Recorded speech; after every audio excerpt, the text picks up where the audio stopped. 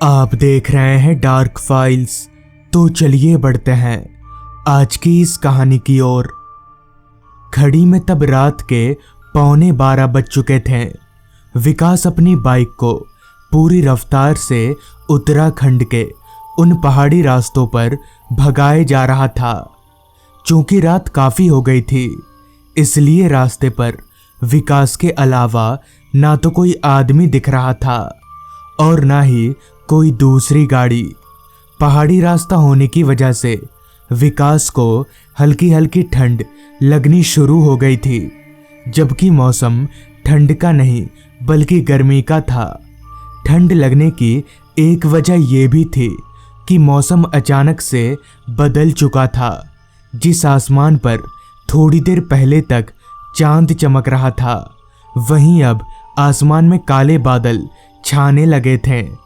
उन बादलों को देखकर विकास गाड़ी की रफ्तार और बढ़ा दे रहा था। अभी विकास आगे बढ़ ही रहा था कि तभी अचानक ही बारिश शुरू हो गई, वो भी इतनी तेज कि विकास को संभलने का मौका भी नहीं मिला। विकास ने फटाफट बाइक को रास्ते के किनारे एक पेड़ के नीचे रोक लिया। विकास पूरी तरह से तो नहीं, मगर कुछ हद तक बारिश में भीग चुका था। विकास को जहां पहुंचना था वो अभी 30 किलोमीटर दूर था और कहीं ना कहीं विकास को अब अपनी इस नौकरी पर गुस्सा आने लगा था। दरअसल विकास एक कंपनी में एजेंट के तौर पर काम करता था। विकास का काम ही ऐसा था कि जब चाहे कंपनी वाले उसे कहीं भी भेज सकते थे। उन सर्द हवाओं के बीच बारिश की हर एक बूंद विकास के बदन पर कांटे की तरह चुभ रही थी।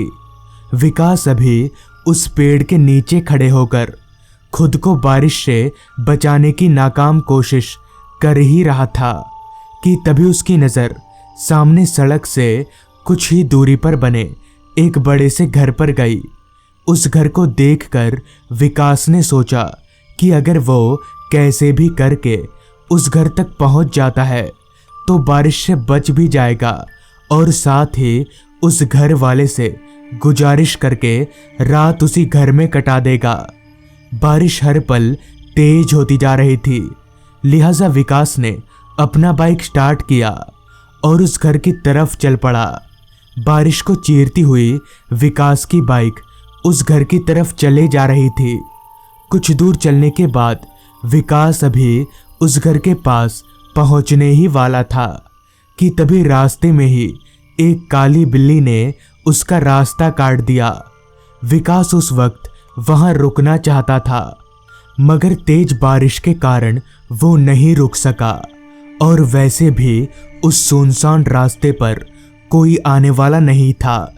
इसलिए विकास वहां ना रुककर सीधे उस घर के दरवाजे पर ही रुका।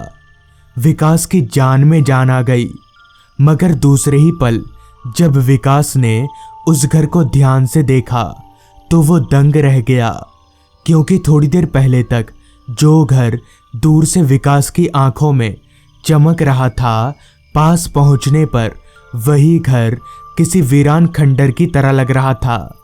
किसी भी कोने से उस घर को देखकर ऐसा लग नहीं रहा था कि यहाँ कोई रहता भी होगा। इसलिए विकास ने घर के अंदर जाने की कोशिश भी नहीं की। वो घर के बाहर बने चबूतरे पर बैठकर ही सुस्ताने लगा। चूंकि उसका बदन भींगा हुआ था, इसलिए ठंडी हवाएं उसे सर से लेकर पैर तक हिलाकर रख दे रही थी। अभी विकास चबूतरे पर बैठकर कांप ही रहा था कि तभी उसे घर के अंदर से किसी के कदमों की आवाज आने लगी, जैसे कोई शख्स दरवाजे की तरफ चलते हुए आ रहा हो। विकास झट से अपनी जगह से उठकर खड़ा हो गया।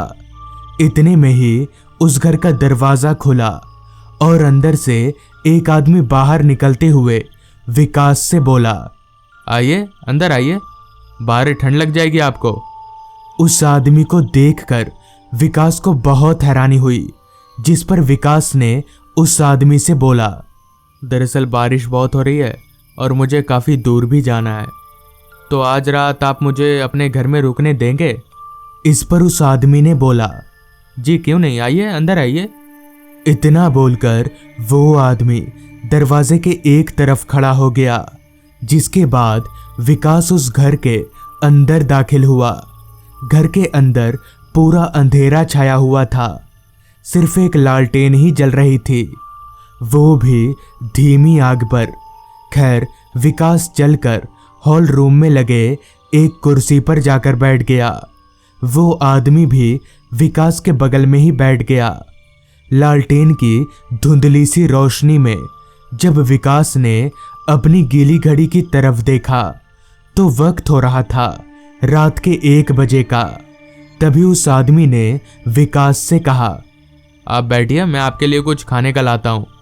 विकास उस आदमी को मना करना चाहता था, मगर पेट में चूहों ने जो आतंक मचाया था उसकी वजह से वो कुछ बोल नहीं सका। कुछ देर बाद वो आदमी विकास के लिए खाना लेकर आया। विकास ने खाना खाया और खाना खा लेने के बाद उस आदमी से बोला, शुक्रिया भाई साहब, आप नहीं होते तो पता नहीं आज मेरा क्या होता। भूख भी मुझे बहुत तेज लगी थी। इस पर उस आदमी ने कहा, इसमें शुक्रिया बोलने वाली कौन सी बात है, मदद तो सबको करनी चाहिए। चलिए मैं आपको आपका कमरा दिखा देता हूँ। इतना बोलकर वो आदमी विकास को हॉल की दूसरी तरफ, यानी जिधर कमरा था, उधर ले जाने लगा। विकास भी उसके पीछे पीछे चलता गया। कुछ दूर चलने के बाद विकास एक कमरे के पास पहुंच गया, जिसके बाद वो आदमी बोला, आप आज रात इसी कमरे में आराम से सो जाइए, कल सुबह आराम से निकलिएगा, ठीक है?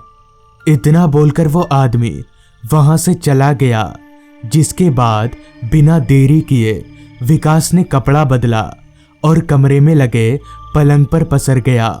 विकास को सब कुछ सपने की तरह लग रहा था।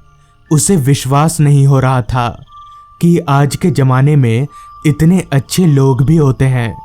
खैर, थकान के चलते बहुत जल्द ही विकास की आंख लग गई। अगली सुबह जब विकास की आंख खुली तो वो उसी घर में था। उसने सोचा निकलने से पहले उस आदमी को बोलकर निकलेगा, लिहाजा विकास पूरे घर में उस आदमी को ढूंढने लगा, मगर विकास को वो आदमी कहीं नहीं दिखा।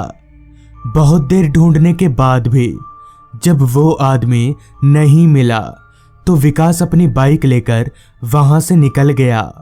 बाद में उसे कहीं से पता चला कि दरअसल वो आदमी एक बार उसी की तरह ठंड के मौसम में उस घर में पनाह लेने आया था, मगर उस घर के मालिक ने उसे घर में नहीं लिया।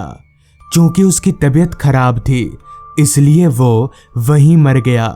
मरने के बाद उसकी आत्मा ने उस घर के मालिक को मार दिया।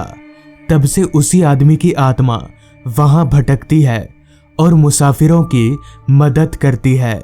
तो दोस्तों, ये थी आज की कहानी। अगर आपको ये कहानी पसंद आई हो तो चैनल को जरूर सब्सक्राइब कर लें। तो मैं आपका दोस्त आर्यन जल्द ही मिलूंगा आपसे ऐसी ही एक कहानी के साथ।